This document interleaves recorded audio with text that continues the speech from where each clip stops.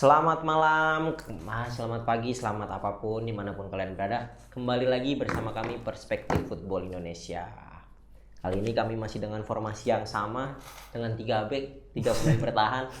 3-3. Ya kan, sama Dimas sama Rafki dengan seperti biasanya. Kalau ibarat kata 3 back, ini kita bawa stopper semua ya. Nggak ada goal playing, stopper hajar kaki aja. Stopper aja. Bola boleh lewat, orang enggak. Ya, udah. Ini libero. Benar banget. Ini kita kayaknya asik banget sih bahas-bahas liga-liga luar nih. Asik lah, orang lucu. Ada yang lucu. Nih, apalagi nih pertandingan ini bakal nemuin 2 pelatih botak pelontos nih. Benar. Antara Pep Guardiola sama Maresca nih bakal bertemu nih mereka berdua. pelontos ya. Iya nih, gimana ya kira-kira nih dari taktik kedua pelatih pelontos ini nih? Apa yang bakal mereka mainkan nih perkiraan nih? Gue kira tadi mau Nuno Espirito Santo sama Sendais kan. Sendais tapi diganti sama Moyes ya. Diganti sama Moyes. Moyes lagi balikan lagi. Menang kemarin. Setelah berapa tahun balik tuh? 2013, berarti 2012 tahun 12 ya. tahun. Kayak kalau misalnya balik lagi ke tadi Pep sama Maresca, dia berarti kan ini kan guru sama murid. Ini kan bukan hal yang biasa lah Pep ketemu muridnya kan, salah satunya sama Arteta kan. Sama company musim lalu juga. Ya. Gue sih berharap sih di pertandingan kali ini nggak kayak Chelsea pas pertemuan pertama sih, karena kan di laga pembuka itu kan Chelsea kalah 2-0 karena sama City kan di Stamford Bridge kan. Tapi kalau sekarang gue yakin dengan Chelsea udah kembali ke jalur kemenangan dan City pun juga kembali ke jalur kemenangan ya, ngebantai Ipswich 6-0.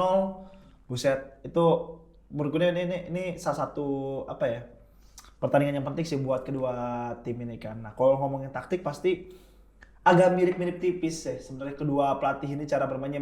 Pasti Maresca ngadopsi banyak banget dari Pep ya.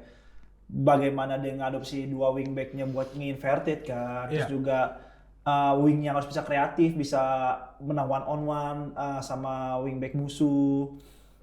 Nah, perbedaannya di sini adalah gua nyorotin sekarang ini kayaknya nih City ini lagi demen banget memaksimalkan potensinya Phil Foden kan. Iya. Ditambah kan emang Jack Grealish yang juga lagi underperform banget ya musim ini, karena kan itu Phil Foden pun bermain di posisi kiri kan sebenarnya. Iya. Itu posisi gue batu 2-3 tahun lalu juga ditempatin sama Phil Foden tuh. Abis itu sempat diganti Jack Grealish, sempat diganti Jeremy Doku, sekarang di Phil Foden lagi. Ibaratnya kayak Pep udahlah gue reset lagi dari awal. Foden gue taruh di kiri dulu aja. Kayak kemarin kan tengahnya Nunes sama De Bruyne, kanannya Bernardo Silva, double pivotnya Gundogan sama Kovacic. Kan? Ya. Nah, itu yang membedakan pertama City di musim ini benar-benar masih makan Phil Foden banget. Jadi emang kreativitas datang dari City lah, kreativitas bisa datang dari mana aja kan. Tapi Phil Foden di sini bisa menjadi salah satu opsi. Misalkan Erling Haaland itu benar-benar dijaga. Iya. Misalkan nih dia di kotak penalti itu biasanya City zaman dulu Phil Foden zaman dulu, City zaman dulu itu biasanya sering banget tuh kasih umpan tarik tuh. Entah dari tengah Kevin De Bruyne yang nge-shoot atau Rodri atau enggak yang kalian sambut umpan kan. Tapi sekarang Phil Foden misalkan udah masuk kotak penalti itu udah berani tuh langsung nge-shoot tuh. Kemarin kalau nggak salah lawan Ipswich tuh dia tuh sampai 5 kali nge-shoot kan. 5 kali percobaan dan akhirnya banyak gol juga. Nah, ini tuh salah satu ibarat kata apa ya? Salah satu cara Pep Guardiola buat nanganin Erling Haaland sering kekunci kan. Erling Haaland masih Iya. jadi bukan Harry Kane, bukan Lewandowski yang sering ngedrop kan. Dia emang tipe poacher banget yang berada di kotak penalti. Ketika itu dikunci, ya udah akhirnya kata Pep, gue tahu nih caranya gue maksimalin finishing Phil Foden ditambah kreativitas sama Kevin De Bruyne. Kalau misalkan dari Chelsea, ya pastilah Palmer udah Tulang punggung. itu harus benar-benar. Dan gue sih nanti City Boy Chelsea Man ini nih ngasih kejutan di Etihad sih. Gue rasa ya gue pengen digolin sih. Gue pengen tahu deh kalau golin mau ke mana gitu kan. Iya, bakal saling asing gitu. Soalnya gue nggak tahu ya kalau Chelsea sekarang. Kalau misalkan dulu kan Chelsea lebih merata ya masalah squad, karena semua bisa nambel atau nutup satu sama lain gitu. Kalau sekarang kan yang lebih kelihatan rising star itu kan Cole Palmer kan. Gue nggak tahu ya Cole Palmer kalau lagi off apakah semua ikut off apa gimana. Gue menurut Sejauh ini belum pernah ya. Sebenarnya kalau misalkan Cole Palmer pasti ngaruhin banyak sih ke pertandingan. Berarti kayak Bruno 2019-20 iya, gitu ya dia ya. Karena kan contoh yang paling gampang itu ketika kita lagi lawan Manchester United itu yang main di Old Trafford itu yang masih RVN. Lu kan iya maksudnya Chelsea pas lagi lawan MU yang di pegang Van Nistelrooy itu kan si Casemiro kan benar-benar ngikutin Palmer kemana-mana kan. bahkan di double sama Ugarte. Nah, ketika Palmer di coach itu terkadang tuh Chelsea tuh serangannya agak sedikit menghambat. Nah, di sinilah kecerdasannya Palmer nih. Dia tahu nih gue dijaga nih. Nah, ketika dia tahu dijaga, dia tuh sering ngedrop tuh sampai benar-benar setengah kotak garis lapangan tuh. Oh, jadi dia narik sering ngedrop banget buat narik yang nge-marking dia nih, mau ngikutin atau enggak. Kalau lo mau ngikutin gue banyak resiko space jadi kan. bener-bener. Tapi kalau nggak ngikutin ya udah gue dapet bola, dan itulah yang dilakukan Palmer pasca lawan MU, biarpun seri kemarin di 4 match terakhir sebelum lawan Wolves, itu Palmer sering tuh ngedrop tuh. Ketika dia tahu gue di markingin abis, gue bakal ngedrop sampai setengah lapangan, gue minta tuh bola, gue bakal lihat nih orang yang marking gue ngikutin atau enggak. Kalau enggak ya beruntung teman-teman gue banyak space kan. Tapi kalau nggak ngikutin ya udah gue bakal terima tuh bola, gue alirin bola tuh ke depan. Iya. Makanya gue bingung juga kan kalau misalkan Palmer lagi dimati ini kira-kira sampai bakal bergerak, karena Chelsea ini kan terlalu ini banget, maksudnya sekarang bisa dibilang lebih parah musim lalu sih kalau Palmer sentris banget kan gitu. Dan ya apa namanya, gue nggak tahu juga gue kalau untuk nanti di hari Minggu ya main ya. Iya, kalau di Indonesia sih Minggu dini hari ya. Minggu dini hari gitu. Karena gue melihat Chelsea kemarin 2-3 pertandingan belakangan tuh kalau misalkan ketinggalan tuh Chelsea cuman suka bingung untuk nge-build serangan lagi. Bahkan untuk ke final third tuh susah kadang-kadang gitu. Makanya gue ngeliat sih harusnya Chelsea bisa unggul lebih dulu. Harusnya kalau misalkan emang tahu nanti bakal buntu atau nggak Cole bakal dikunci gitu. Karena harus butuh gol cepet sih. Karena kemarin gue kayak lawan Bournemouth misalnya gitu, lagi ketinggalan, ya mereka aja susah nih buat nge-build up lagi gitu loh untuk sampai ke final third. Bahkan Jackson pun Jackson tuh ngapain mesti piara sih? Gue bingung kayak Arsenal yang ketiga tau gak lo? Gue parah banget ini orang. Udahlah, gue ya intinya kalau misalkan lawan City dia lihat mau nggak mau Chelsea harus kejar gol cepat, karena Maresca beberapa pertandingan terakhir gue lihat sebelum lawan Wolves ya, itu pas kalau lagi ketinggalan tuh dia bingung, pemain-pemain tuh bingung untuk nyentuh ke final third atau bahkan untuk build up serangan malah bingung Chelsea. Sebenarnya kalau misalkan itu iya sih, terkadang tuh soalnya tuh pemain Chelsea tuh terlalu ambil kata kayak kalau Enzo kan Chelsea butuh buat Enzo kan, karena kan dia benar-benar gelandang yang bisa ngebobel tuh dari belakang dia ada, tengah dia ada, itu kan jadi ibarat kata dengan adanya Enzo ini selalu unggul ketika lagi bertahan maupun menyerang kan.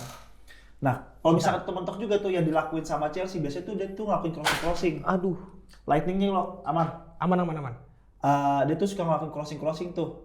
Yang terbukti kemarin salah satu golnya Cucurella Wolverhampton kan dari umpan Madueke juga kan yang ditips sama KDH. Nah, Chelsea ini kalau misalkan dimentok nih dan dia tahu di tengah itu compact dan rapet, dia tuh kadang suka ngelakuin crossing tuh. Misalkan lagi lawan Brentford itu Chelsea juga nge-spam itu tuh umpan-umpan, dan gua akun umpan-umpannya itu cukup berbahaya lumayan. Dan gua rasa ini besok nih bakal coba diterapin nih ke lawan City. Umpannya tuh bukan umpan yang kayak dari wingback gitu, tapi umpan-umpan dari half space gitu loh, diumpan. Jadi kan boleh kan main kencang tuh tinggal sundur gitu doang. Segitiga tuyul tuh ya. Segitiga tuyul. Gitu. Kalau main PES 13 segitiga tuyul. Tapi kelemahan City juga kadang seperti itu sih. Maksudnya mereka ini kan karena fokus menyerang aja nih. Kadang suka lupa dengan cara bertahannya tuh. Dengan Chelsea main seperti itu ya bisa jadi manfaat yang bagus sih. Yang harus Maresca sadari nih, dari kekurangan City itu kan ketika nggak ada Rodri, tapi sekarang udah tambah sih, tapi masih tetap kelihatan.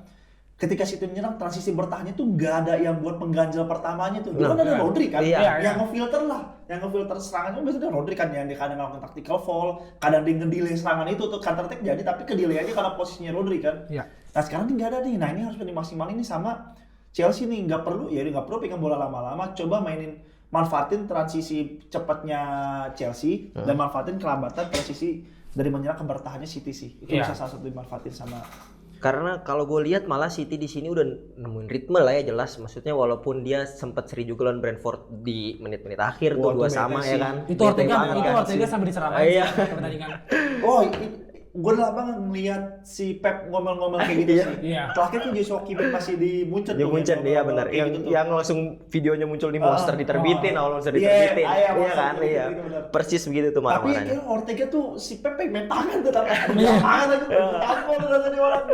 Itu bener-bener kan, maksudnya ya Street City udah nemuin ritmenya, berarti kan secara nggak langsung nih kemenangan di FA Cup 0-8. Lalu kemarin ngebantai Ipswich 0-6. Ini berarti peranan double pivot yang tadi Rafki udah sebutin, udah dibicarain.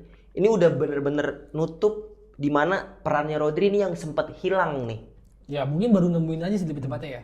Karena kemarin gue ngelihat juga City beberapa kali kan setahu gue ya, gue nggak tahu ya, ini koreksi kalau salah. Matheus Nunes setahu gue pemain bertahan deh. Iya. Matheus Nunes itu kan dibeli untuk pelapisnya Rodri kan. Tapi Matheus Nunes kemarin pas ketika Rodri abis dihajar Havertz sama Partey itu yang gantiin itu malah bukan Matheus Nunes malah di kiri main. Rico Lewis yang main gitu, yang isi malah Rico Lewis. Jadi gua rasa untuk sekarang apalagi kayak gua nggak tahu ya Matheus Nunes tuh disetrap gak sih sama ini gara-gara ngasih back pass. Dia masih main kok. Dia masih main kok. Dia sekarang kayak abis ngasih back pass tuh kayak dia mukanya bingung aja gitu. Terus ya gua kalau untuk nambel harusnya udah ketemu karena dari kemenangan 08-06 ini kan udah ngeliat juga ya taji permainan City berarti udah kembali lagi nih. Dan ya gua udah deg-degan juga nih sekarang anjing nih City mode ngepur lagi balik lagi nih gua bilang. Mode patah hati lagi. Iya, berapa iya. Abis cerai. Setelah 30 tahun pernikahan gitu. benar. Itu gila benar-benar kayak Arsene Wenger juga berarti ya. Dia buat sepak bola aja deh hidup gue. Gitu. Jadi gue kan distract gue gara ngomongin Pep Guardiola nih cerai aja. Tapi kalau gue ngeliatnya selain double pivotnya Kovacic sama Gundogan ini yang bikin City ini balik ya, ini gue yang bikin City ini bisa nambah Rodri ini lagi sering dipakai sama pelatih Premier League nih kayak model Arteta sama Maresca. Dia sering banget tuh gunain gelandang ditaruh di bek kanan. Jadi gue inverted kayak Arsenal kan Partey kan kadang suka ditaruh di drop bek kanan tuh. Tapi nanti ketika bola up dia kan nge-inverted ke tengah kan, nge-invertednya benar-benar ngejaga tengahnya si Arsenal kan. Gitu juga Chelsea tuh lawan Spurs itu Caicedo tuh ditaruh bek kanan juga tuh. Model kayak Matheus Nunes kemarin lawan Ipswich kan juga. Iya, Matheus juga. Kayak gitu kan jadi ketika open play ketika bola Gvardiol bikin jadi 3 back rata, Nunesnya bikin jarak juga tuh 3 back tuh. 3 gelandang juga tuh tengah sama Kovacic sama Gundogan. Dan itu tuh bikin fleksibilitasnya City tuh bagus banget. Jadi tuh City tuh bisa main 3-2-5, 3-1-6, 3-3-4 dan itu tuh bikin tengahnya tuh bener-bener compact banget. Ipswich itu sebenarnya mainnya bagus tapi cuma 5 menit pertama ngepressnya. Habis itu udah kayak anjir nih ini formasi apaan nih? Itu kira McNeil itu kayak ini apaan nih formasi apaan lagi nih? Ipswich itu untuk segi permainan untuk Championship tuh mewah loh. Tapi kalau untuk di Premier League ya udah beda kelasnya. Karena komposisi pemainnya juga beda gitu kan. Tapi kalau misalkan tadi menang lawan Ipswich dan ngebantai 8-0 Salford tuh enggak lupa gue timnya di FA Cup. Gua ini sih, gue bener-bener menunggu maksud gue kan City lagi genjar-genjar lagi beli pemain gitu. Dan lu tahu kan Guardiola kadang suka overthinking, suka dicoba-coba. Gue penasaran sih, ada nggak dicoba-coba lagi? Apalagi mengingat back belakang, pemain belakang dan tengah kan krusial nih buat City. Itu yang dicoba-coba lagi. Gue Penasaran kalau misalkan yang pemain baru itu. Abdul Qadir, Uksanov. Kayak bisa tuh ditaruh di IMF tuh gue rasa. Tapi dia tabrak-tabrak banget ya. Nggak tahu ya, gue belum pernah lihat dia main di Arsenal sih. Tapi kalau ngelihat John Stones bisa kayak gitu tuh. Iya, harusnya. Nah, Akanji pun sama. Akanji pun akhirnya. Akanji kan lebih lawak ya, gue nggak tahu ya. Cuman Akanji kan lebih lucu aja, banyak fans City yang nggak suka dengan Akanji. Iya, karena banyak kurang fokusnya sih kalau Akanji. Sebenarnya kalau gue lihat di video di analisa orang yang ngebahas Usmanov ya. Siapa namanya? Kusanov kan milik Arsenal dulu. Pemain Arsenal dulu. Kalau saya lihatin Kusanov ini kan atributnya kan mirip dengan Ruben Dias kan, tapi sebenarnya dia tuh bisa dribbling. Nah, ini nih yang dimiliki sama yang sebenarnya diharapin sama City ketika dia kehilangan Johnson kan. Johnson ini kan 2 tahun 3 tahun lalu kan begini kan dia kan ngedrop ngebobola sampai tengah kan. Iya. Nah, kan lu kan kalau misalkan back ngebawa sampai tengah itu kan pemain jadi bingung. Bingungnya adalah ketika jadi musuh, ini gue press gak ya? Kalau gue press gue bakal kehilangan yang gue jamin bakalan hilang, otomatis kita bakal kalah juga dan bertahan. Kalau gue press ini orang bakal ngebawa sampai mana nih? Bakal dibahaya lagi kan? Itu tuh keunggulan atribut itu tuh yang dicari sama Pep tuh dan ditemuin sama back Uzbekistan. Iya. Terus kalau misalkan gue ngerasa nih, tapi Dim ya, kalau misalkan besok lawan Chelsea gue rasa dia belum coba-coba nih karena pertama nih masih baru banget kan baru datang, terus yang kedua risky banget nih karena si Pep ini posisinya kan lagi ngejar 4 besar. Iya, kan? Posisi yang bukan Pep banget emang ngejar 4 besar ya. Kayak itu target yang dia target dia, gue nggak tahu deh. Dari akhir gue Pep kayak gini tuh musim pertama dia doang. Iya. Gak pernah lagi, tapi kan bukan Pep banget. Artinya Pep nih nggak mau lah terlalu ngambil resiko, tapi gue rasa Chelsea dia bakal nerapin sama nih kayak lawan Ipswich kemarin tuh karena tuh bagus banget. Gue rasa dia bakal naruh Nunes di kanan tetap. Gvardiol kakaknya sama dia tetap, tengahnya dia sama lah, paling ngecesnya cuma di depan doang tuh, entah Doku, entah Foden, entah Bernardo Silva, entah gimana pun gue rasa di depan sih. Tapi kalau untuk belakang, gue rasa nggak bakal coba-coba, tapi kalau depan bisa jadi coba-coba, tapi dalam hal pergantian pemain doang sih, tapi bukan sistemnya sih. Makanya tadi ya dari Rafki bilang double pivot itu kan Arsenal juga pakai tuh, kadang itu Rice itu bakal kotak penalti. Itu tuh Iya. jadi LCM dia benar-benar jadi LCM tiba-tiba jadi LAM nih orang nih gila. Kenapa jadi LCM? Karena kan dia tahu nih di belakangnya udah ada Partey sama Merino kan kadang-kadang. Oh iya Merino. Kalau kan Jorginho juga kan yang nge-cover di belakangnya kan, makanya dia Rice PD tuh bisa sampai naik overlap sampai kotak penalti juga. Iya.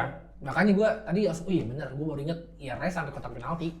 Kurang lebih mainnya sama kayak Maresca nanti. Persis ini. Kalau gue nanti Jorginho, Maresca, Pep sama Arteta dalam tanda kutip ya emang satu berguruan. Kalau misalkan kita mau nonton ini, ibarat kata Rice kayak siapa di Chelsea, terus kayak siapa di City, terus habis itu Rodri kayak siapa, itu persis banget, mirip banget sama cara main. Nah, gue rasa nih gue nggak tahu nih apakah Maresca bakalan beradaptasi atau nggak, dia bakalan nge-adjust dengan taktiknya sendiri, atau dia tetap idealis gue bakal tabrak aja nih. Gue masih penasaran juga dia bakal ngeluarin kayak penasaran sih nih terakhir nih di segmen yang ini di materi yang ini sih gue penasaran sama Abdul Qadir Kusanov mainnya serampangan gue di Premier League, karena lo lihat kalau klip-klipnya kan gila kalau nekel bro. Witananya joprak. Dia yang main semifinal AFC U23 itu kan? Iya, dari nekel Witan dari gabung situ itu. Witan thank you ya. Ya benar sih. Kayak yang tadi Raffi bilang, karena belakangnya udah pasti jelas dan depannya aja kayak kemarin juga pemain muda banyak yang dimainin sih sama Pep. Yang masih jadi ini nih, Cole Palmer bakal gendong nggak ya nanti nih? Kalau gendong ya, gue rasa gendong, tapi bukan Palmer musim lalu. Palmer tuh dibandingkan bukan kayak 4 sama. Bukan. 4 sama Palmer gokil. Wah, itu gila. Gokil. Dia kuatrik kan itu. Gokil. Hat-trick. Gokil itu gokil. Itu benar-benar the real 10 pemain Chelsea di punggung Palmer. Real. Gitu. Jadi kalau misalkan untuk gendong kayaknya enggak, karena di saat gendong itu soalnya pasti Pochettino pelatihnya yang menurut gua sistemnya belum jelas. Kalau sekarang Chelsea kan lebih punya sistem nih. Iya. Bermainnya gimana? Gitu dibawain sama Maresca. Jadi lebih tetap ke tim sih, tapi tetap jadi sentrisnya ya tetap Palmer. Cuma maksud gua nggak terlalu bergantung seperti musim lalu gitu sih. Gue setuju banget. Kalau misalkan dulu emang Palmer itu sistemnya lah, kalau di Pochettino. Kalau sekarang nih Maresca gunain Palmer buat jalin sistemnya dia sih dong. Iya. Jadi ya emang harus serangan pasti bakal Palmer, bakal Enzo gitu-gitu kan. Tapi kalau misalkan gendong secara personal gue nggak tahu di Etihad ini bakal, gue berharap ya pasti dia harus menggendong sih. Tapi kalau misalkan itu nggak terjadi, Chelsea masih banyak alternatifnya lah. Ada Jadon Sancho, karena juga ada Pedro Neto juga kan. Jadi Sancho ada 2 akademi sini tuh besok tuh bisa masuk sama Palmer. Palmer tuh udah besok bisa kan golin tuh. Tuh tensi apa nih Palmer? Gini kan. Jadon Sancho juga ada kan. Terus kalau ngomongin Jackson tuh juga bisa ngedrop juga tuh. Dia emang finishingnya jelek ya. Gak terlalu bagus lah. Tapi dia tuh bagus buat link up, buat demo wide tuh bisa. Jadi tuh gunanya tuh agak sedikit banyak lah. Iya ya, mempengaruhi lini belakang City tuh fungsinya Jackson. Ini pertandingan Chelsea City ini kan ya kalau jelas yang tadi Raffi udah bilang, Pep bukan nargetin 4 besar juga kan, seharusnya bukan targetnya Pep nih. Kalau Chelsea kan memang bukan menargetkan juara. Seenggaknya bisa berada di 4 besar. Yang mengejutkan ini kan ada 2 klub nih, Newcastle sama Forest nih. Fenomena 2 klub ini nih yang bisa berada di 4 besar loh, 2 klub ini. Sebenarnya kalau misalkan Newcastle dengan pembelian kemarin awal-awal 2022 tuh dengan Arab ya, orang Arab itu dengan duit Saudi menurut gue tinggal tunggu waktu sih. Kalau Forest ini kan cukup bener-bener kejutan soalnya.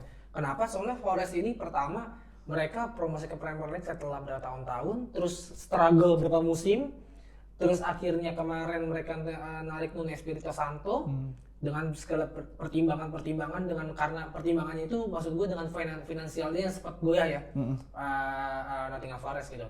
Tapi mereka sekarang bisa sustain di 4 besar itu menurut gue mungkin fansnya pun yang bukan kita ya, bukan luar kita bertiga juga nggak nyangka bisa 3 besar gitu kan, karena hitungannya kan ini kan dark horse ya hitungannya ya 2 tim ini gitu. Jadi gue kalau untuk Newcastle gue sebenarnya nggak terlalu kaget, malah gue kaget Newcastle sekarang ngedrop dibandingkan 2 musim lalu yang dia nyentuh 4 besar. Tapi kalau untuk Forest dia gimana nih, gue kayak kalau misalkan kata pahitnya cuma tinggal nunggu bensin karena ini tim baru, benar-benar baru naik ya Brighton seperti biasa lah, gimana Brighton di awal musim gitu. Tapi kalau untuk Nottingham Forest gue apresiasi sih, walaupun dia bikin gue kesel ya, cuman seenggaknya gue apresiasi lah. Iya kesel gak tiba-tiba itu pemain City pada nonton bareng tuh. Oke. Nottingham Forest punya 2 UCL, ngerti gue. Tim gue gak pernah punya UCL. Cuma lu kesel gak kalau tim gue tiba-tiba ditempel sama Nottingham Forest? Lu marah-marah sama Nottingham Forest. Poinnya sama lagi sih. Poinnya sama 4-4. Tapi kalau gue malah kebalik gue di Mamelodi, kalau gue malah gue nggak masih nggak nyangka Nottingham Forest bakal peringkat 4, tapi gue yakin tim ini bakal jadi karena kan tim ini kan dan tanda kutip ini kan kumpulan pemain-pemain yang tersingkirkan di tim-tim besar kan. Buangan semua. Hudson-Odoi, Elanga, Martin Gibbs-White, Chris Wood itu kan dari Newcastle kan musim lalu. Iya kan. ya, si siapa namanya? Gibbs White. Ola Aina itu kan dari Chelsea kan. Chris Wood, Chris Wood orang-orang kan. New Zealand. Martin terus habis itu ada dari Arsenal gak sih tim? Gue lupa dah. Arsenal tuh kalau nggak salah. Oh, ada Moreno juga ya? Matt Turner kalau nggak salah. Terus udah ada deh. Neko William kan tuh kan Arsenal hebat di Neko William kan. Oh iya, Nico. Oh iya, Nico ada Williams. Morilo juga, Ibu dari Corinthians. Itu menurut gue emang ini kan gue gak tahu itu ownernya Nottingham Forest ngegabungin ini jadi satu. Gue juga yakin, ini gue tiba-tiba jadi bagus sih. Kayak main FM ya. Iya, ini Yang free agent juga buang-buang ditambung-tambungin. itu Hudson-Odoi itu murah loh, Hudson-Odoi. Elanga tuh murah banget tuh. Itu tuh kalau Elanga ada sekarang tuh dikaget aja nih pemain potensi banget kayak Amat sekarang lah. Iya. Elanga itu kan. Terus Gibbs White. Jadi gue kalau ngeliat Nottingham ada di peringkat 3 emang kaget, tapi kalau misalkan dia nggak bakalan, gue feeling gue tuh Nottingham tuh bakalan kayak model-model kayak Fulham, Everton gitu bakal di peringkat 8-7. Kalau Newcastle ngedrop itu kelihatan karena Eddie Howe ini taktiknya bagus emang di musim pertama, musim kedua dia tuh peringkat 4 tuh. Iya. Sisanya dia kayak dia main Bournemouth aja udah. Sama kehilangan Nick Pope juga ngaruh sih. Karena Nick Pope kan gila, itu kiper robot banget. Dia sih serba salah di tahun ini Nick Pope, tahun lalu Sandro Tonali ya. Iya, kali. Ronaldo. Bisa juga Kasus. sih. Main Iduts. Nah sekarang kalau Newcastle tuh perbedaannya tuh Isaknya lagi perform banget, perform habis. Itu Isak tuh ini loh, dia sebelumnya tuh belum pernah nyetak 2 digit gol sebelumnya di Sociedad. Baru di sini nih. Itu investasi gila. Sorry, sih. 2 digit gol maksud gue di atas 20 ya. Belum pernah Isak. Ini baru di Newcastle doang sih. Di Newcastle pun juga belum nyentuh 20 kan. Tapi ya hitungannya tetap perform lah Isak ini. Iya, Isak sih. Iya. Tapi Dim kalau bisa menurut gue dia Nottingham nih emang bakal turun. Tapi ngedrop-ngedropnya dia gue rasa Masih dia bakal 6 finish kan? di peringkat 6 besar sih. Masih 5-6. Cuma Iya, gue 5-6. untuk title race wah jauh Enggak. kayaknya. Tahu sih. 5-6 dia dapat sih. Tapi kan seenggaknya dari keantara dua tim ini tetap bisa nyicipin nuansa Eropa kan di sini. Iya, Benar. benar. Jadi tetap fine aja lah untuk mereka, yang penting tetap spirit perjuangannya tetap inilah. Tapi gue apresiasi sih walaupun Nottingham lo tuh pasti senang banget fans-fansnya kan. Kadang maksudnya ya kita nggak tahu mentalitas pemain kan. Kembali yang tadi Raffi bilang Nottingham Forest bisa terus berada di atas karena mungkin pemainnya buangan-buangan. Iya gue sih. kayak pengen ngebuktiin ini kemana. Benar. Ada tim Premier League semua lagi ya. Iya. Mentalitasnya kan yang diomongin kan. Gibbs White, Chris Wood. Jelas sih, mantep banget. Ya pokoknya Premier League minggu ini banyak pertandingan mengejutkan kan. Iya. Kalau minggu kemarin kan United Iya, yang kalau ngejutkin aja menurut kan. paling besok MU bakal kalah sama Fulham sih. Kalah lagi berarti kan. itu gue gak terkejut sih. Tapi Onana gantiin aja sih harusnya. Biarpun katanya si Amorim kemarin abis ngelakuin hair day treatment ya. Iya. Marah-marah ya. Tapi kayaknya gak ngaruh. Katanya TV pecah gitu kayak gitu. Itu Kita- akut banget sih, udah susah itu. Kita udah bingung sih kalau soal United. Mantap guys. Terima kasih lah udah sedikit bahas tentang Premier League. Kita langsung nyebrang aja nih. Karena ada berita bahagia. Akhirnya Kevin Dix sudah nemuin klub yang dia akan mainin nih untuk season berikutnya. Udah here we go ya kan. Tinggal nunggu hasil tes medisnya sama tanda tangan kontrak aja nih sama Borussia Mönchengladbach. Akhirnya Kevin Dix nih bisa main nih di Der Klassiker asli bro. Iya, Original. Mönchengladbach lawan Bayern Munchen ya kan. Iya, Bayern Munchen. Karena kalau dari Akhirnya. Klassiker sekarang kan orang taunya Dortmund sama Munchen kan. Munchen. Kalau dulu kan yang terkenal ya Gladbach lawan Munchen, dan ini menurut gue bisa pengaruh besar untuk karir Kevin Dix, apalagi Bundesliga kan itu masih 5 besar lah ya, 5 top 5 kan ya. iyalah. Top 5 Bundesliga, dan dia main di Gladbach yang tim punya sejarah, apalagi nanti ketemu Munchen ya, ketemu Harry Kane, Jamal Musiala, ketemu ya macam-macam lah pokoknya. Macam-macam benar. Macam-macam gitu, dan dia bakal marking itu ya, gue rasa ini keuntungan besar juga untuk karir dia di Eropa, karena kan lu ngelawan Munchen kan pasti jadi trendsetter juga lah lawan Munchen, apalagi misalnya Gladbach bisa menang kan. Beberapa pertandingan kemarin tuh Gladbach sempat beberapa kali sering ngalahin Munchen deh intinya gitu, atau enggak Munchen susah menang lah sama Gladbach gitu. Jadi menurut gue ini keuntungan juga sih buat karir Kevin Dix, apalagi di Der Klassiker asli ini atau original ini kan kehapus sejak tahun 70-an ke atas lah gitu, udah kehapus lah zamannya Jupp Heynckes dulu gitu. Jadi ya gue rasa ini pilihan yang tepat buat dia nggak perpanjang kontrak di Copenhagen, dan dia resmi ke Gladbach, tinggal nunggu tanda tangan kontrak sama tes medis Hasil tes aja. medis. Dia berarti nanti si Kevin Dix bakal ditaruh bek kanan atau bek tengah deh? Nah Masih belum tahu. lucunya nanti duanya sama back Jepang. Iya, si Kyo Itakura. Itakura, Akademi City tuh. Karena nanti LVD itu Nico LVD itu bakal dijual kalau nggak salah. Turki Karena ya? musimnya 2026, ya 2026 kayaknya kan kontraknya udah habis, dia bakal mau dijual dibandingkan free kan mungkin mikirnya. Tapi gitu problematiknya ada jadi punya 5 back tengah. Gitu. Tapi kan Dix pasti kan ditaruh di kanan sih. Gua sih paling di RB sih kalau nggak DMF. Ya, gue rasa dengan juga masuknya Kevin Dix ini kan ngebuka mata orang-orang, maksudnya bukan di Indonesia doang, tapi buat pemain Asia Tenggara nih juga bisa jadi karpet hijau juga nih buat mereka kan. Bagus sebelumnya ada Gareth Holtman kan Filipina. Iya, Filipina. Terus kalau nggak misalnya pemain Thailand gitu kan. Iya. Akhirnya ya gerbangnya Iya terbuka. bisa. Menurut gue ibaratnya Kevin Dix ini ngebuka kerannya lah buat menyentuh ke Bundesliga kan. Iya. Gue nggak tahu deh, dia pemain Asia Tenggara pertama yang di Bundesliga kali. Apa? Sebelumnya udah Filipina ya. Iya Filipina, Gareth Holtman itu juga langsung golin juga. Dia itu juga pemain ASEAN pertama yang nyetak gol di Bundesliga. Gokil dong Kevin Dix nextnya nih. Amin. Dix langsung ketemunya Munchen gitu-gitu coy. Gila. Karena kan lumayan lah buat latihan ya kan, dia ngeliat teman-temannya juga bagus kan. Iya kan. Terus Terus berarti pemain Julian Weigl kali yang terkenal di Gladbach. Siapa ya Gladbach? Pelatih. Enggak pemain. Oh kalau Gladbach sekarang Kayak si Weigl doang, Julian Weigl ya waktu itu. John Weigl ya John Weigl. Kayak masih. gue nggak tahu gue pemain Munchen Gladbach tuh Gladbach gue. banyak pemain underrated yang Sommer dulu sebelum Oh Iya, iya, kalau yang itu Sommer banyak. doang, iya. Kalau mau nih Marcus Thuram malah Marcus Thuram kalau mau nih. Gokil sih. Terus kan ini juga Bang Jai bro, first kapten gitu ya kan, orang Indonesia, first orang Indonesia pertama jadi kapten di Serie A. Ini dengan Kevin Dix tadi, terus Bang Jai membuat Alex Pastor sama Dani Lanzat udah mantau-mantau langsung nih para pemain diaspora ya kan. Ini sesuai apa yang Patrick Kluivert pengen kali ya, menit bermain kan yang penting kan, terpenting. Tapi dua orang ini kan match fitness, dua orang ini udah ngasih tajinya ya kan, udah nunjukin tajinya, mereka ya layak buat masuk ke tim nasional. Kalau gue sih ngeliatnya Alex Pastor sama Dani Lanzat ini buat ngeracik taktiknya sih, maksudnya Iya. Jesus ini bakal karena kan gue masih nggak tahu ya, gue masih belum, kalau misalkan dia di Kluivert itu kalau di Turki itu main 4-back kan ya? 4-3-3. 4-3-3 flat gitu kan? Iya. Nah gue nggak tahu nih apakah kalau misalkan kita kan apa ya? Jadi awam sama taktik 4-back. 4-back. Karena 5 setuju. tahun kita 3-back. Dan juga kita tuh apa ya, segudang pemain di lini bertahan nih kalau misalkan 4-back. Iya, berarti iya kan sih. satu orang nggak main kan? Iya pasti. Dan tuh gimana tuh nanti tuh si Daniel Lanzat sama si Alex Pastor ini nih. Nah gue lagi bikin ngacik-ngacik taktiknya nih, entah siapa yang mau main, kalau main 4-back siapa yang mau main, kalau 3-back itu gimana. Yang tepat lah buat timnas Indonesia lah. Karena di lini belakang itu dari DM ke itu sebenarnya numpuk kalau misalkan dipaksain ya. It's kan asosiasinya kan DM gitu. Dan ada Kevin Dix juga jadi DM, apalagi katanya sih Jero Redwood juga mau gabung ke timnas Indonesia, lagi berkasnya dokumennya udah masuk lah, udah lagi diurus lah sama Menpora gitu. Jadi kalau untuk PJ Itzes akhirnya jadi kapten Indonesia, orang Indonesia pertama yang jadi kapten di Venezia, walaupun ngegantiin Bojan Palu ya ditarik keluar, tapi sengaja di vice captain setelah Zampano. Ada Zampanonya kan dia akumulasi kartu nggak salah vice captainnya, baru third captainnya emang Jesus gitu. Dan Alex Pastur kemarin baru mantau 2 kan, 3 Tom Haye, Alex Pastur, terus Daniel Lanzat 2, Eleanor Reinders sama Ivar Jenner gitu. Karena kalau misalkan untuk ngelihat performa kan, karena emang yang tadi udah singgung dong soal match fitness gitu, emang Kluivert nyari pemain yang dari menit bermain di klub, punya menit bermain di klub gitu.